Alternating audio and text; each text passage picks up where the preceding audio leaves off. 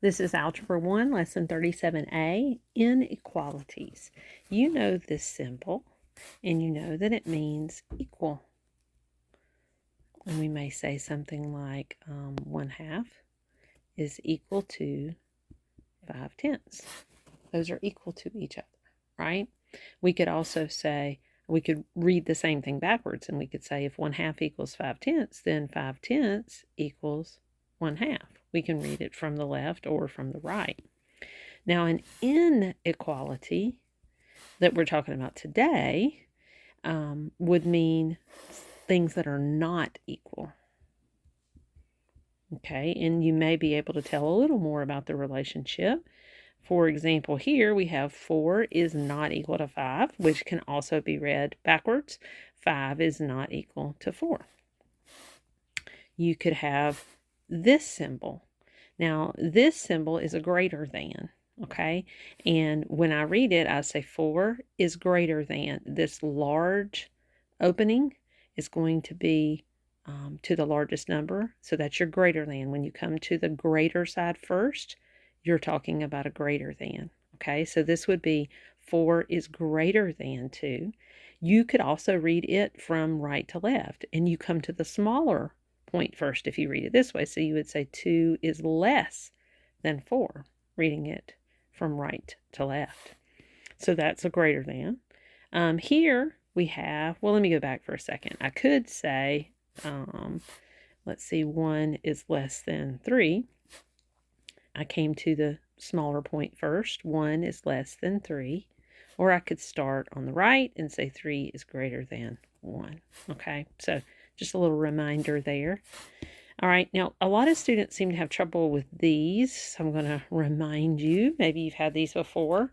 This would be, you come to the large side first, so this is a greater than. 4 is greater than or equal to.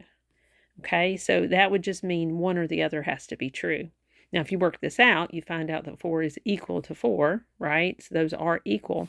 I think it's helpful to have like a real life example here. You know that at least where I live, your age in years has to be 16 to drive. Now, does that mean that you have to be equal to 16 to drive? Well, then that would mean I can't drive, because I'm not 16 anymore, okay? So could I write an inequality that would represent the age that you have to be to drive? Well, maybe you could say your age has to be greater than 16. Well, that would mean 16-year-olds cannot drive, because this says your age has to be more than that. So maybe I should say you have to be greater than or equal to 16.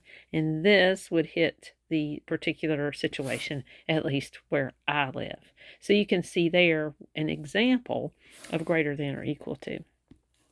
Inequalities can be false, they can be true, or they can be conditional. So let's look at A. 4 plus 2, that is 6. And is 6 less than or equal to 3? Well, it's not, is it? So that means that this one is false. This is an inequality that is false. Just like you can have an equation and determine that it's false. Inequalities can also be true. So let's look at this.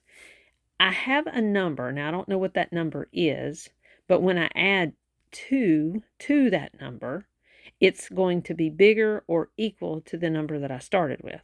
Okay, so let me just kind of put in a number for x. I'm just going to pretend. Let's say it's 1. 1 plus 2 is greater than or equal to 1. I'd have to use the same value for x, right? It makes sense that no matter what value you use for x, that when you add 2 to it, it's going to have to be bigger than your x value, because you're adding 2 to it, right? So this is true. And it's going to be true for any value that you pick for x. All right, what about C? It says x is less than 4. Well, we don't know what x is. Could x be 10, or maybe x is 100, or maybe x is -4? We do not know. So this is what you would call conditional, because it depends on the value of the variable, the value that they give you for the variable.